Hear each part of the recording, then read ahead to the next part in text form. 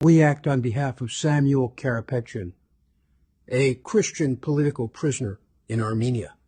Մենք հանդես են գալիս անուն Սամվել Կարապետյանի, Հայաստանում գտնվող քրիստոնյա քաղբանտարկյալի։ Այսօր Հայաստանը ղեկավարում է վարչապետ Փաշինյանը։ Ես նրան անվանում եմ Թույլ Փաշինյան։ Այսպես եմ ասում, որովհետև նրա օրոք Հայաստանի բանտերը լեցուն են քաղբանտարկյալներով, իսկ հայաստանյաց առաքելական Սուրբ եկեղեցու դեմ իրականացվում են աննախադեպ հարձակումներ։ Unprecedented attack on the Armenian Apostolic Holy Church.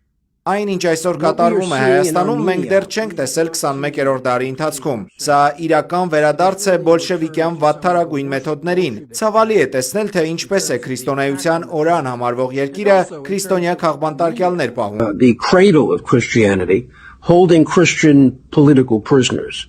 This mindless and ludicrous Այս անմիտ ու զավեշտալի վարքագիծը բացատրվում է միայն մեկ բանով՝ Փաշինյանի եւ նրա շրջապատի քաղաքական թուլությամբ։ Նրանք կառավարում են մի ձևով, որն ավելի շատ ձեռնտու է թշնամիներին, քան սեփական ժողովրդին։ Managing a country in a way that seems to better suit its enemies than its people. We have written Մենք արդեն դիմել ենք Եվրոպական միությանը եւ Միացյալ Նահանգներին, բողոքելով եկեղեցու նկատմամբ այս հակաիրավական հարձակումների դեմ։ Մենք հետամուտ ենք լինելու այս հարցի լուծմանը եւ կիրառելու ենք իրավական պաշտպանության բոլոր միջոցները Սամվել Կարապետյանի համար։ As well as every possible remedy with respect to Samuel Karapetyan.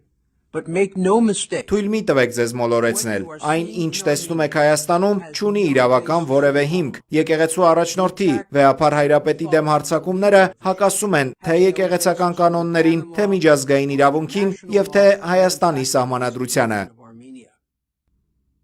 The benefit of these attacks accrue to the enemies of Armenia. Սրանից օգուտ են ստանում միայն Հայաստանի թշնամիները, նրանք, ովքեր հայ քաղբանտարկյալներ են պահում Բաքվում։ Կառավարության այս վարքագիծը ամոթալի է եւ դատապարտելի։ Ես կոչ եմ անում բոլորին, անկախ դավանանքից, ինչպես նաեւ քաղաքական առաջնորդներին եւ Եվրամիությանը խստագույնս դատապարտել այս ամենը։ And certainly the EU to condemn this conduct in the strongest possible terms. Շնորհակալություն։ We all know this is a political case.